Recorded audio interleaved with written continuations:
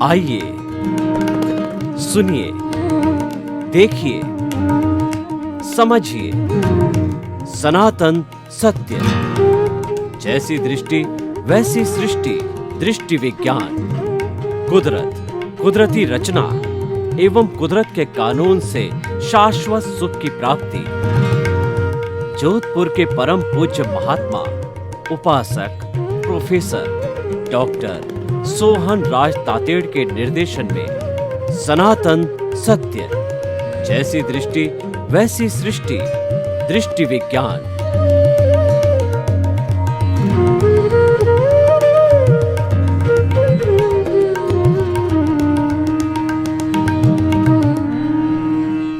भाई और बहनों, मातृशक्ति को नमन। आज का हमारा अति सुंदर विषय है व्यक्तित्व विकास के सूत्र। व्यक्तित्व किसे कहते हैं? व्यक्तित्व दो प्रकार का होता है, बाह्य व्यक्तित्व और भीतरी व्यक्तित्व। बाह्य व्यक्तित्व में हमारी बॉडी लैंग्वेज, हमारे बैठने का तरीका, कपड़े कैसे पहनते हैं, किन लोगों की सोसाइटी में रहते हैं, कैसे बोलते हैं, कैसा व्यवहार करते हैं, ये सब बाहरी व्यक्तित्व है। ऐसा कहा जाता है कि एप्रन शोज द मैन। जो कपड़े से व्यक्ति की पहचान होती है, व्यक्ति अगर अप टू डेट कपड़े हुए पहना हुआ होता है तो एक बार वह अच्छा इम्प्रेशन देता है। देखने वाला ये समझता है यह व्यक्ति सज्जन व्यक्ति होना चाहिए। और man is known by the company he keeps. व्यक्ति अपनी संगत से पहचाना जाता है।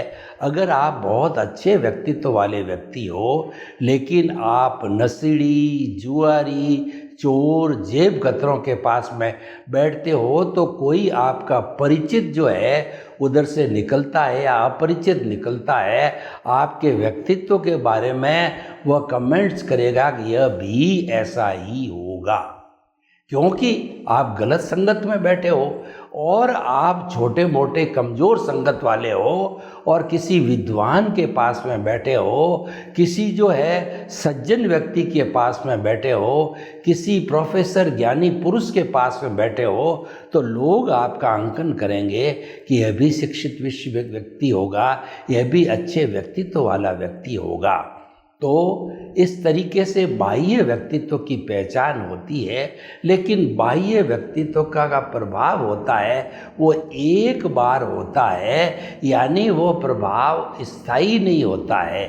स्थायी प्रभाव होता है हमारे भीतरी व्यक्तित्व का, यानी कि व्यक्ति के जैसे भाव होते हैं उसके वैसे विचार बनते हैं, जैसे विचार होते हैं वैसा उसका आचार होता है, जैसा आचार होता है उसका वैसा व्यवहार होता है, और जैसा व्यवहार होता है वैसा उसका व्यक्तित्व होता है। यानी कि आप भीतर क्या चिंतन करते हो। अगर आपके भीतर पॉजिटिविटी है, आप सर्व कल्याण की बात सोचते हो, आप समभाव में रहते हो, आप हर व्यक्ति के अंदर आत्मतुला का सिद्धांत अप्लाई करते हो, हर एक को जो है एक समान रूप से देखते हो, तो जो है आपका व्यवहार कभी भी अशुद्ध नहीं हो सकता है। यह जो व्यवहार होता है परमानेंट होता है।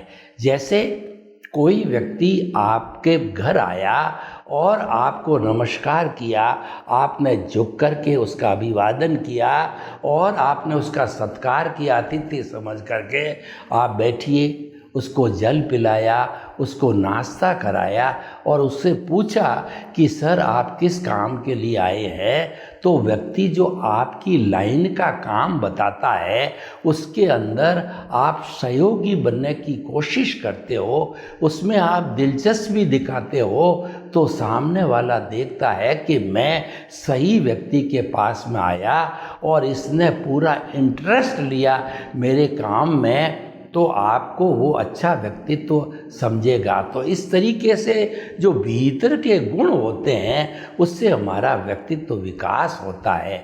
तो वैसे तो व्यक्तित्व विकास के कई गुण हो सकते हैं, लेकिन मैं आपको मुख्य और मेन 5 तरह के गुणों की व्याख्या करता हूँ। अभी समय हुआ तो और व्याख्या करूँगा। तो ये 5 अगर कोई व्यक्ति गुण अपने शरीर में धारण कर लेता है, अपनों भावों में, अपने विचारों में बिठा देता है, तो उसका सफल व्यक्तित्व होता है, वह सबका प्रिय होता है और लोग चाहते हैं कि ऐसा व्यक्ति समाज में रहे, घर में रहे, हमारे बीच में रहे, ताकि कि हम इसके व्यक्तित्व से कुछ अच्छी बातें सीख सकें। देखिए, हम बात कब सीखते हैं कि हमारे सामने एक अच्छी पर्सनैलिटी होनी चाहिए, एक अच्छे सर्वगुण संपन्न व्यक्ति होना चाहिए, क्योंकि व्यक्ति होता है वो कॉपिंग पावर ज़्यादा होता है, प्रवचन से कम प्रभावित होता है, लेकिन व्यक्ति के व्यवहार से ज़्यादा प्रभावित होता है। और हमारे छोटे बच्चे होते हैं वो तो माता पिता जैसा व्यवहार करते हैं उसका ही वो डिटो व्यवहार करते हैं। माता पिता अगर व्यसनी है तो बच्चे व्यसनी होते हैं, माता पिता झूठ बोलते हैं तो बच्चे झूठ बोलना सीख जाते हैं, माता पिता जो है वो आपस में प्रेम करते हैं तो बच्चे भी भाई बहन जो है प्रेम करने लग जाते हैं, आदर करने लग जाते हैं, और उनके अंदर सहज ही मानवीय गुणों का जो है वो रोपण हो जाता है, क्योंकि वो कॉपिंग पावर होती है।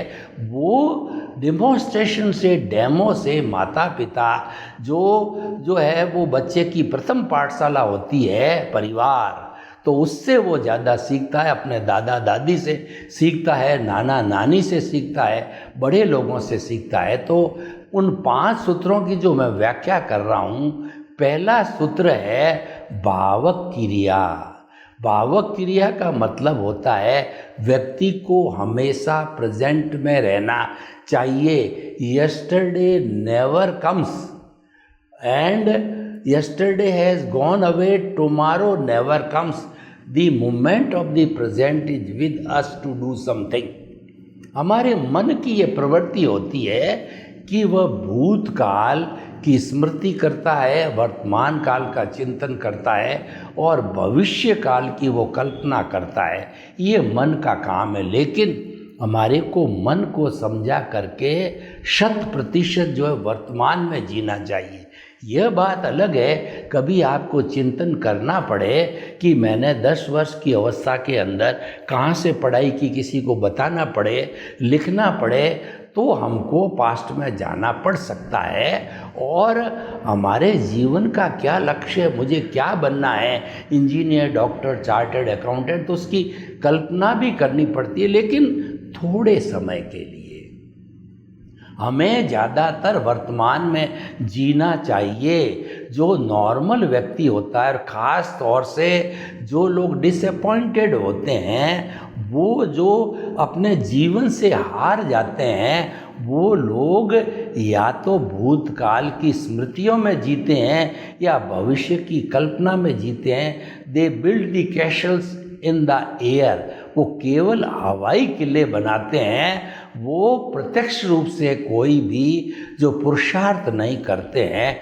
ऐसे लोग अच्छे व्यक्तित्व वाले नहीं होते हैं, सफल नहीं गिने जाते हैं। वर्तमान में जीने के क्या फायदे हैं, देखिए, भावक क्रिया मतलब वर्तमान में जीना। वर्तमान में जीने वाला सबसे बड़ा साधक होता है। जो केवल वर्तमान में जीता है वो मोक्ष की ओर प्रयाण करता है। हमारे जो तीर्थंकर है, केवली है, वो केवल वर्तमान के अंदर जीते हैं, भूत भविष्य में वो कभी नहीं जाते हैं। वर्तमान में जीने से जो हम कार्य करते हैं उसमें हमारी कंसंट्रेशन हो जाती है। जैसे कि मैं अभी आपको एपिसोड के द्वारा जो प्रवचन कर रहा हूँ, अगर मेरा ध्यान सिर्फ प्रवचन में है, यानी मैं वर्तमान में जी रहा हूँ, तो मेरे इस प्रवचन का प्रभाव आपके ऊपर निश्चित तौर पे पड़ेगा। वर्तमान में जीने से हमारी जो विटालिटी है, जो हमारी प्राण ऊर्जा है, वह कम खर्च होती है, जबकि इधर उधर ध्यान को घुमाने से हमारी विटालिटी, प्राण ऊर्जा ज़्यादा खर्च होती है और प्राण ऊर्जा लिमिटेड बनती है। मन वचन काया को चलाने के लिए प्राण ऊर्जा की आवश्यकता होती है, जिसको कर्ण वीर्य कहा जाता है। वो 4 चीज़ों से बनती है, भोजन, पानी और जो सूर्य की गर्मी, ताप, और चौथा जो है वो है हमारी प्राण वायु, ऑक्सीजन। लेकिन ये लिमिटेड बनती है, इसको 24 आवर्स काम में लेना होता है। अगर हमने नेगेटिविटी के अंदर हम पास्ट में चले गए, फ्यूचर में चले गए, तो जो रिजल्ट देने वाला जो वर्तमान है उसमें नहीं रहने से हमको अच्छे रिजल्ट, अच्छा व्यक्तित्व हमारा नहीं बनता है। और प्रेजेंट में रहने से व्यक्ति जो कुछ भी जो ध्यान उसके सामने आ रहा है, चाहे प्रवचन सुन रहा है, चाहे टीवी देख रहा है, चाहे कोई व्यापारिक लाइन की किसी से बात कर रहा है, तो वो सारी की सारी चीज़ उसके मानस पटल पर क्लियर हो जाती है। और जो भावक क्रिया के अंदर जीता है वह व्यक्ति अवचेतन मन तक भी चला जा सकता है। अवचेतन मन में अगर कोई बात चली गई तो वो परमानेंट फिट हो जाती। आपने कभी देखा होगा कि आपकी 3 साल 5 साल की बात जो बच्चे थे आप अवचेतन मन में चली गई तो वो इतनी क्लियर होती है कि 60, 70, 80 वर्ष के होने के बाद भी आपको लगता है, वो चित्र आपके सामने विजुअलाइज होता है कि 5 वर्ष की अवस्था के अंदर मेरे दादाजी ने मुझे ये मुख्य बात बताई थी जिसका मैं आज भी पालन कर रहा हूँ। उससे मेरा व्यक्तित्व विकास हो रहा है, उससे मुझे प्रसन्नता हो रही है, उससे मेरी एक समाज में पहचान बन रही है और मैं बड़ी आनंद की जिंदगी जी रहा हूँ। तो देखिए, अवचेतन मन इस संसार की सबसे बड़ी फैक्ट्री है। जितना रूपांतरण होता है वो सारा अवचेतन मन में होता है, क्योंकि चेतन मन है वो तो हमारी दबी हुई भावना, 8 प्रकार के कर्मों का वेयर हाउस है, गोदाम है, और वह उदय प्रारब्ध के अधीन कुदरत के कंट्रोल से जुड़ा हुआ है। और हमारा जो चेतन मन है वह कोई भी भाव विचार बन करके आया उसको इम्प्लीमेंट करता है, वह भी कुदरत से जुड़ा हुआ है। मन वचन काया तथा उससे जुड़ी हुई हर अवस्था मात्र कुदरती रचना है। वह व्यवस्थित है, प्रीडेस्टिन्ड है, वह फिक्स है, और वह अवस्था मतलब वो विनाशी है, वो जाने वाली है। यानी जो हमारी भावक क्रिया है, नाम ही इसका भावक क्रिया, भावों से जुड़ी हुई होती है। भाव हमारी आत्मा की सत्ता है, उस पर किसी का कानून नहीं लगता है, कुदरत का कानून उस पर नहीं लगता है। वो तो मन वचन काया के ऊपर लागू होता है, वो तो बादशाह है। आत्मा के लिए कहा गया है कि चाह गई चिंता मिटी, मनुआ बेपरवाह, जिनको कुछ न चाहिए सो ही शहंशाह। हमारी जो आत्मा है, जो भाव सत्ता वाली है, वो शहंशाह है, क्योंकि वहाँ भय और भीख नहीं होता। वो तो अनंत ज्ञान, अनंत दर्शन, अनंत शक्ति और अनंत सुख का धाम है। वो विश्व की, इस ब्रह्मांड की सबसे पावरफुल शक्ति है। जे एगे जाने ते सब्बे जाने, जे सब्बे जाने ते एगे जाने। जिसने कि एक आत्म तत्व को जान लिया उसने पूरे ब्रह्मांड को जान लिया। किसी ने पूरे ब्रह्मांड को जाना यानी उसने आत्म तत्व को जान लिया, क्योंकि मुक्ति को जाने वाला, शाश्वत सुख को पाने वाला, शाश्वत सुख का तो दरिया भीतर हमारी द्रव्य आत्मा है, हमारी शुद्ध आत्मा है, लेकिन वो अज्ञान के कारण बॉन्डेड है, बद्ध अवस्था में है। तो भाई और बहनों, भावक क्रिया व्यक्तित्व विकास का एक आध्यात्मिक सूत्र भी है और व्यवहार कुशलता का सूत्र भी है। दूसरा है प्रतिक्रिया विरति। आज पूरे विश्व के अंदर आप एनालिसिस कर लीजिए, जितने लड़ाई झगड़े टंटे इत्यादि होते उन सब का कारण प्रतिक्रिया है। यानी क्रिया की प्रतिक्रिया होती है। एक व्यक्ति ने एक गाली दी तो सामने वाले ने 2 ठोक दी, 4 ठोक दी, नेले पे दैला मार लिया, टिट फॉर टैट कर दिया, ईंट का जवाब पत्थर से दे दिया और कमेंट किया कि मैं कौन सा कम हूँ जो गाली को सहन करूँ या उसको क्षमा करूँ। तो इस तरीके से ये वाद विवाद बढ़ता रहता है, उससे हाथापाई भी होती है, हो सकती है, पुलिस कार्रवाई भी संभव है, और ज़्यादा उसके तेवर बड़े हो जावे तो कोर्ट केसेस भी हो जाते हैं। पुलिस कार्रवाई, लड़ाई झगड़ा और कोर्ट केसेस की आप गहराई में जाकर के कारण ढूंढें तो आपको एक ही कारण मिलेगा, प्रतिक्रिया। अगर कोई व्यक्ति आपको गाली दे रहा है, आपको बुरा भला कह रहा है, आपको सुना रहा है, आपने उसको एक्सेप्ट नहीं किया, तो वो गाली, बुरी बातें, बुरी चीज़ें उसके पास लौट जाएगी और व्यक्ति जो है बुरी गाली देना, झूठ बोलना, गुस्से में आना कितनी देर आएगा? वो अधिकतम 1 मिनट आ सकता है, 2 मिनट आ सकता है, ज़्यादा समय में तो उसका ब्रेन हेमरेज भी हो सकता है और उसके कुछ भी बुरी स्थिति हो सकती है, उसके लकवा भी मार सकता है। तो भाई और बहनों, प्रतिक्रिया मत कीजिए, उसको रोक दीजिए। उसको रोकने के लिए कुछ मैं आपको प्रयोग बताता हूँ कि हमारा सबसे बड़ा साथी जो है वो सांस है। जब तक सांसा तब तक आशा, यानी जब तक हमारा सांस चल रहा है, हमको, खुद को, परिवार वालों को, डॉक्टर को ये आशा है कि व्यक्ति जिंदा है। और जब हम अंतिम सांस लेते हैं, आयुष्य समाप्त होता है, तो हंसा यानी आत्मा उड़ जाता है और आत्मा, और जो डॉक्टर है वो हार्ट की जांच करके कहता है कि नाउ ही इज डेड, अब ये शव है, इसको जलाया जा सकता है। तो इसीलिए क्या है कि हमें जो है प्रतिक्रिया विरति करना चाहिए, प्रतिक्रिया को रोकना चाहिए। उसके मैंने आपको जो उदाहरण बताता हूँ कि ये सांस नॉर्मल व्यक्ति मस्ती की अवस्था में होता है, सामान्य अवस्था में होता है, तो आप घड़ी लेकर के बैठ जाइए। व्यक्ति जो है वो 1 मिनट के अंदर 16 सांस, एक्सहेल इनहेल को एक सांस कहते हैं, वो 16 सांस लेता है। आप थोड़ा सा अभ्यास कीजिए, अपने इस श्वास को धीरे धीरे, पहले दिन, दूसरे दिन, तीसरे दिन 5%, 10%, 15%, महीने भर में 20%, 25% तक आपने अभ्यास कर लिया। लंबा सांस लेने का अभ्यास कीजिए तो सांसों की संख्या घट जाएगी 1 मिनट की, घट कर के 16 से 14, 12, 10 या 8 तक आ सकती है। 8 तक आ जाती तो सुपर स्टेट कहलाती है।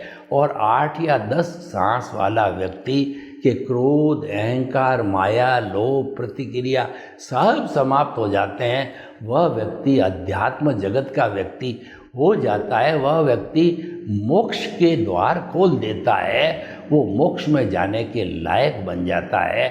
और देखिए, सबसे बड़ा लाभ क्या हुआ कि हमारी प्रतिक्रिया कभी नहीं होगी, हम चुप रहेंगे, यानी हमारे भीतर क्षमा का भाव आ जाएगा और हम ये चिंतन करने लग जाएंगे कि जो है वो समस्त जीवों को मैं क्षमा करता हूँ और सभी जीव मुझे खामे में, सब जीवे सब्बे जीवा खमंतु में, मिट्टी में सब भुवेसु वेरंग मज्जन केणई, सभी जीवों को मैं क्षमा करता हूँ, सभी जीव मुझे क्षमा करे। दुनिया में मेरा कोई दुश्मन नहीं है, मेरे सभी मित्र है। ऐसी भावना प्रतिक्रिया विरति से बढ़ती हमारी विटालिटी, जिसका मैंने वर्णन किया, उस प्राण ऊर्जा की बचत होती है और हमारी प्रतिक्रिया विरति से नए कॉज, नए कर्म बंद नहीं होते हैं और हम सम्यक ज्ञान, सम्यक दर्शन की अवस्था में चले जाते हैं। अगर हमारा पूरा ज्ञान पुष्ट है तो, और हम प्रज्ञा के जगत के अंदर जा सकते हैं। और व्यवहार जो प्रतिक्रिया विरक्ति से जिस परिवार में जिस समाज में रहते हैं तो हमेशा लोग हमें पसंद करेंगे कि ये किसी बात पर जो है कमेंट नहीं करता, ये कभी गुस्सा नहीं करता, ये तो एक देवता का रूप है, ये देवत्व शक्ति वाला है। क्योंकि जो प्रतिक्रिया विरक्ति है ये डिवाइन हैबिट है। तो प्रतिक्रिया व्यक्ति को विरक्ति को रोकने वाला वो सबसे बड़ा व्यक्तित्व का विकास कर सकता है। और जितने भी दुनिया में झंझट खड़े होते हैं उन सब से मुक्त हो सकता है। उदाहरण के तौर पर देखिए, आपकी पत्नी ने आपके नाश्ते में या खाने के अंदर जो है कभी जो है तेज नमक डाल दिया, तो अगर आप प्रतिक्रिया विरक्ति करते यानी आपने उसको खा लिया, आपने कोई प्रतिक्रिया व्यक्त नहीं की, और जब आपकी पत्नी ने स्वयं खाया, देखा कि इतना खारा और मेरे पतिदेव खा गए तो ये कितने महान हैं, इन्होंने मुझे डांटा नहीं, फटकारा नहीं, तो इस तरीके से उसका आपके प्रति सम्मान बढ़ता जाएगा। जो प्रतिक्रिया विरक्ति करता है उसका परिवार के सदस्यों के उसके प्रति परिवार के सदस्यों का जो भावना है तो वह उच्चतर बनती जाती है। तो प्रतिक्रिया विरक्ति के अनेक फायदे हैं। कुछ फायदे मैंने बताए। भावक क्रिया प्रतिक्रिया विरक्ति मैत्री, ये एक बहुत बड़ा जो है कहना चाहिए गुण है। भगवान महावीर ने कहा कि जो है वो उन्होंने कहा कि जो है आप जो है अपने आप को देखो, स्वयं अपना सच में से जा, मैतिंग भूए सुकप्पय, स्वयं सत्य खोजो, सबके साथ मैत्री करो। उन्होंने कहा कि तुम मुझे मानो या न मानो, जानो या न जानो, ये कोई मायना नहीं रखता है, लेकिन मैंने किस तरीके से केवल ज्ञान को प्राप्त किया और किस तरीके से मैं शाश्वत सुख को प्राप्त कर लूँगा, जो रास्ता मैंने अख्तियार किया है उस रास्ते पर स्वयं चलो। वो रास्ता क्या है कि जो खामे में सब, जो उस रास्ता क्या है कि आप सबके साथ में मैत्री करो, प्राणी मात्र को आत्मतुल्यवत समझो, और आप हर क्षण ये प्रयास करोगी कि 84 लाख जीवा योनि बर्थ प्लेसेस के असंख्य अनंत आत्माओं को मेरी आत्मा के समान समझता हूँ और उनके भीतर विराजमान शुद्ध आत्मा भगवान को निर्दोष दृष्टि से दर्शन कर उनको नमन करता हूँ। चाहे व्यवहार जगत में कहे या न कहे, लेकिन आप अपनी भाव सत्ता से, आपके सम्यक ज्ञान सम्यक दर्शन से सबको आप आत्मतुल्यवत समझो। आपको अपनी जैसी आत्मा सब में देखो, वो मैत्री कहलाती है। तो मैत्री करने से हमारा इस दुनिया में कोई दुश्मन नहीं होगा, और जब दुश्मन नहीं होगा और सभी मित्र होंगे तो हमें प्रसन्नता और आनंद की अनुभूति होगी। हमें प्रतिक्रिया नहीं करनी पड़ेगी और हम अपने व्यक्तित्व विकास में आगे से आगे बढ़ते हम रहेंगे। हम जगत कल्याण, हम जो है लोक कल्याण, जय जगत और परोपकार के काम के अंदर समय लगाते रहेंगे। देखिए, हमारी प्राण शक्ति लिमिटेड है और 24 घंटे हर एक को मिलते हैं।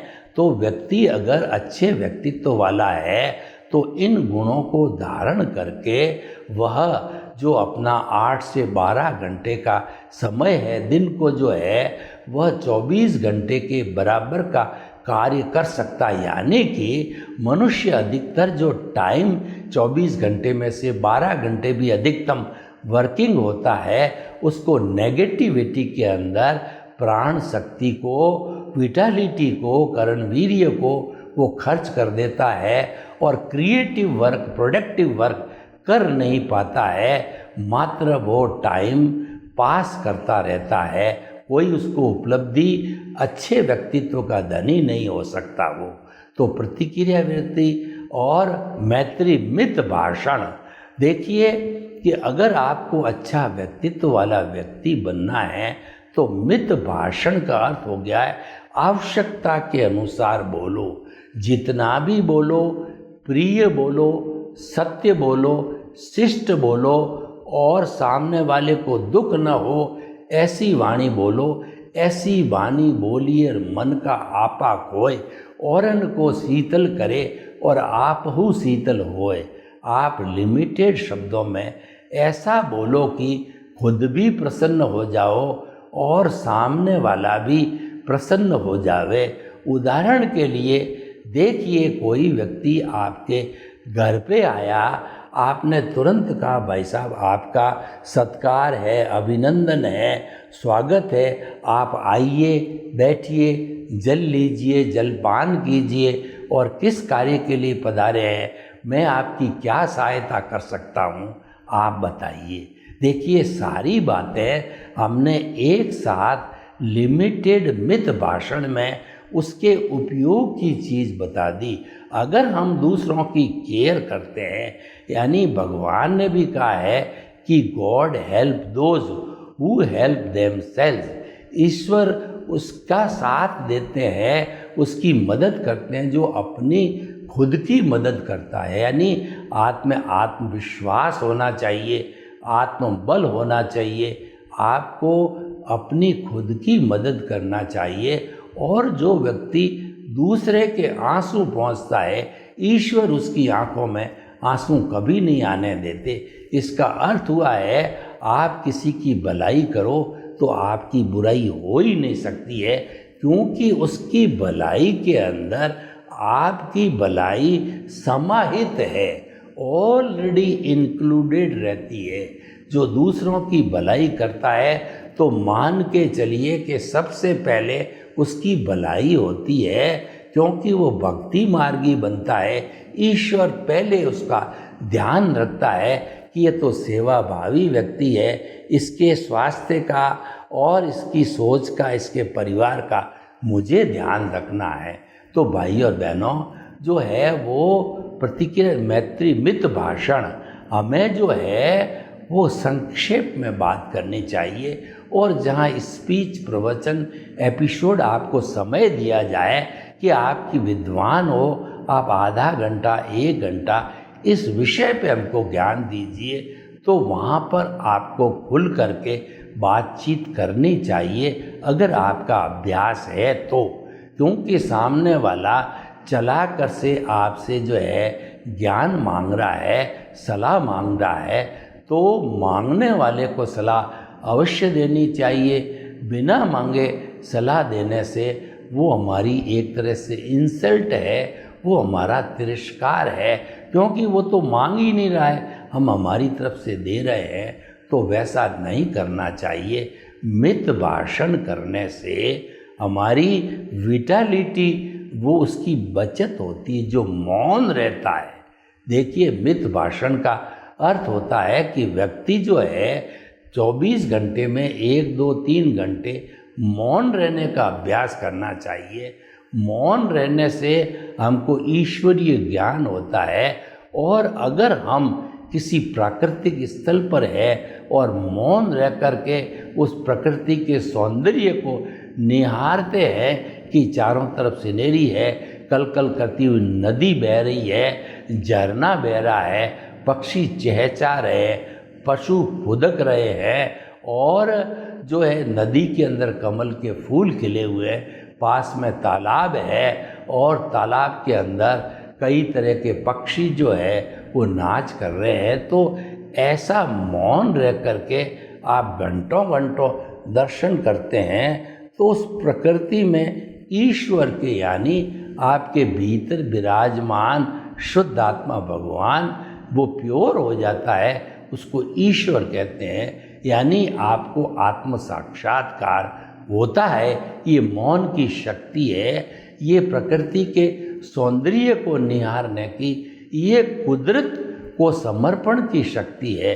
कुदरत को समर्पण ही सच्चा समर्पण है। और हमारे भीतर जिस अज्ञान के कारण हम ईश्वर नहीं बन पाते हैं, उस अज्ञान का नाश ही, अज्ञान का त्याग ही सच्चा त्याग है। अज्ञान का त्याग कब होता है कि हम हर क्षण सम्यक दर्शन, सम्यक ज्ञान की एप्लीकेशन करें, यानी हमारे भावों में ये विचार हर वक्त घंटी की तरह बजना चाहिए। हमारा आहार हित मित रित होना चाहिए।